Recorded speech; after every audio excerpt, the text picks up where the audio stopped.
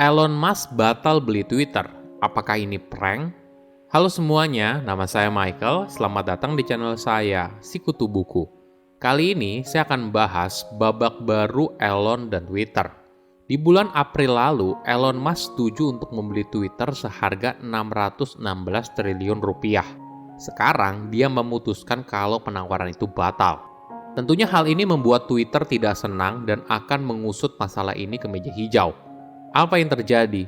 Apakah Twitter bisa memaksa Elon untuk tetap membeli sesuai janjinya? Sebelum kita mulai, buat kalian yang mau support channel ini agar terus berkarya, caranya gampang banget. Kalian cukup klik subscribe dan nyalakan loncengnya. Dukungan kalian membantu banget supaya kita bisa rutin posting dan bersama-sama belajar di channel ini. 616 triliun rupiah. Ini merupakan angka yang besar dan cukup menarik. Angka tersebut sedikit lebih tinggi daripada harga saham Twitter saat itu. Surat yang ditulis oleh Elon kepada Twitter juga tidak panjang, kurang lebih 5 kalimat. Intinya, Elon hanya bilang ini adalah angka yang bersedia dibayar, terima atau tidak.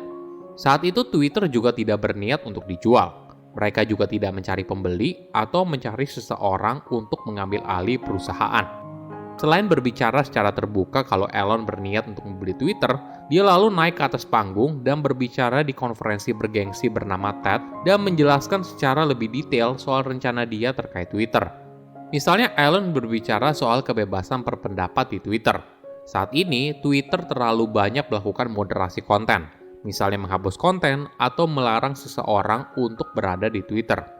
Jadi, Elon berjanji ketika dia mengambil alih, maka dia akan menghapus semua kebijakan moderasi konten dan membiarkan pengguna untuk mengunggah apapun selama bukan hal yang ilegal. Apa reaksi karyawan Twitter? Mereka terkejut, bingung, bahkan memberontak. Wajar saja, Twitter punya sejarah panjang saat mereka membiarkan konten jenis apapun untuk diunggah di sana, dan itu membuat mereka terjebak dalam masalah. Misalnya soal kampanye pelecehan seksual, informasi bodong saat pemilihan umum di Amerika Serikat, hingga informasi soal COVID-19.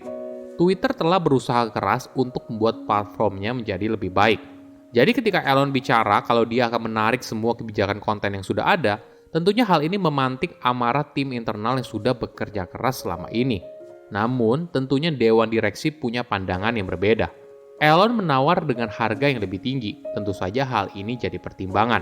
Hingga akhirnya 10 hari setelah tawaran pertama Elon, Twitter pun menerimanya. Namun kenapa semuanya jadi berantakan? Jadi, beberapa bulan terakhir ada beberapa kejadian luar biasa. Yang paling terlihat jelas adalah pasar saham yang sedang memerah, khususnya saham perusahaan teknologi. Ini merupakan kondisi yang berat, apalagi Twitter yang sangat bergantung pada iklan. Kondisi ini diperparah karena Twitter seringkali jadi medium untuk menyebarkan berita. Ketika perang Rusia-Ukraina pecah, banyak pengiklan ragu untuk memasang iklan di Twitter. Karena tanpa sengaja, bisa saja iklannya diperlihatkan berdampingan dengan berita pembantaian di Ukraina. Ketika saham Twitter ikutan rontok, hal ini membuat harga awal yang ditawarkan oleh Elon menjadi terlalu mahal. Beberapa bulan yang lalu, angka $54,2 per lembar saham masih wajar. Sekarang, harga tersebut sudah terlalu mahal. Mungkin poin lain yang penting adalah untuk membeli saham Twitter, Elon harus menjual sebagian saham Tesla-nya. Nah, ketika Elon menjual saham Tesla dalam jumlah banyak, tentunya hal ini mendorong penurunan harga saham Tesla semakin dalam. Apalagi di kondisi pasar yang buruk seperti sekarang. Tentunya hal ini membuat kekayaan Elon semakin menyusut. Apa alasan Elon untuk membatalkan pembelian saham Twitter? Alasannya bukan hal yang baru. Ini keluhan lama Elon soal Twitter, khususnya soal spam bot yang merupakan akun palsu. Sebagai informasi, sebuah bot adalah akun otomatis yang bisa mengunggah tweet sendiri tanpa adanya campur tangan manusia. Ini adalah masalah besar bagi Elon. Dia ingin membasmi semua spam dan scam bots. Elon mengalami sendiri bagaimana bot membalas setiap tweet yang dicuitkannya. Misalnya ketika dia men-tweet soal Dogecoin, maka akan ada begitu banyak tweet yang berisi penipuan kripto, bot, dan balasan aneh yang muncul secara instan. Menurut Elon, bot ini akan mengurangi pengalaman pengguna dalam menggunakan Twitter, dan pada akhirnya akan membuat nilai perusahaan semakin turun. Twitter berargumen kalau hanya 5% pengguna aktif mereka merupakan bots dan sudah melakukan segala cara untuk menghilangkan semua akun palsu. Namun Elon punya pendapat berbeda.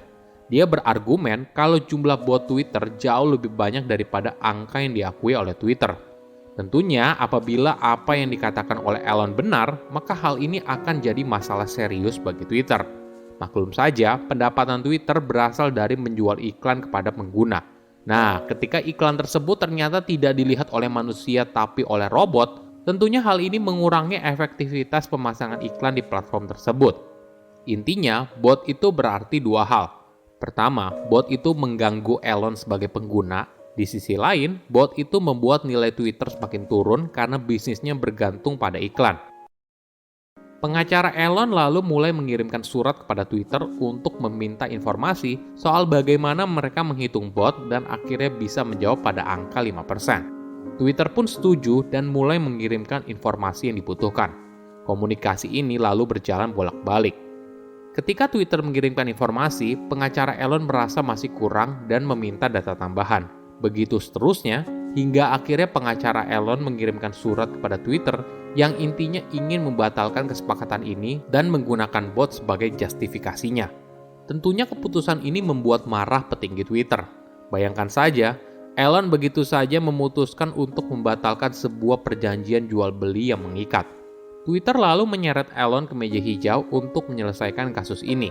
Nah, ada 3 kemungkinan dari perseteruan ini. Pertama, Twitter bisa maju ke pengadilan dan memaksa Elon untuk membayar sesuai dengan harga yang telah disepakati di awal. Kedua, Twitter dan Elon bisa duduk bareng lalu melakukan negosiasi ulang dan berakhir dengan angka yang lebih kecil dari tawaran awal. Atau yang ketiga, Elon tetap membatalkan perjanjian tersebut dan membayar semacam uang pisah untuk keluar. Oke, kita bahas satu persatu ya. Pertama, Twitter memaksa Elon untuk membayar sesuai harga kesepakatan di awal. Tentu saja ini yang seharusnya terjadi. Elon menandatangani sebuah perjanjian dan dia berkewajiban untuk menghargainya. Namun masalahnya, pengadilan mungkin saja sulit memaksa Elon untuk melakukan semua itu. Bahkan ada spekulasi kalau pengadilan justru lebih memilih agar Elon dan Twitter melakukan negosiasi ulang. Pilihan negosiasi ulang memang sesuatu yang biasanya terjadi. Di masa lalu, pihak pembeli seringkali mengatakan kalau dia tidak ingin kerjasama ini dan memutuskan untuk membatalkannya. Padahal ini sebenarnya merupakan taktik untuk menurunkan harga. Nah, bagaimana dengan pilihan ketiga? Apakah Elon bisa memilih untuk tidak jadi membeli Twitter? Jadi, dalam perjanjian mereka, ada hal spesifik yang bisa membuat Elon untuk membatalkannya. Apabila pendanaan Elon gagal dan bank yang seharusnya ikut mendanai perjanjian ini juga ikut gagal, maka Elon bisa membatalkan perjanjian tersebut tetapi tetap harus membayar 14 triliun rupiah. Namun bagi Twitter, ini bukan hanya soal perjanjian jual beli yang gagal, tapi ada sesuatu yang lebih besar lagi dalam hal reputasi. Calon pemilik yang mengkritik keras Twitter sekarang bilang kalau dia tidak ingin lagi membeli Twitter. Dalam kacamata karyawan, hal ini tentu saja berdampak pada moral karyawan. Yang paling parah, Elon ibaratnya memberitahu kepada para pengiklan kalau Twitter merupakan platform yang tidak bisa dipercaya karena banyak bot dan spam. Kamu tidak bisa tahu apakah kamu berbicara dengan orang sungguhan atau dengan robot. Ditambah lagi, Elon seringkali diasosiasikan sebagai seorang pesulap. Dia dilihat sebagai seorang inovator di bidang teknologi. Nah, ketika Elon yang awalnya bilang kalau dia berniat untuk memperbaiki Twitter, lalu sekarang malah tidak jadi. Maka hal ini membuat posisi Twitter makin sulit. Gimana menurut kalian? Silahkan komen di kolom komentar pelajaran apa yang kalian dapat ketika tahu informasi ini. Selain itu, komen juga mau tahu informasi apa lagi yang saya review di video berikutnya. Saya undur diri, jangan lupa subscribe channel YouTube Sikutu Buku. Bye-bye.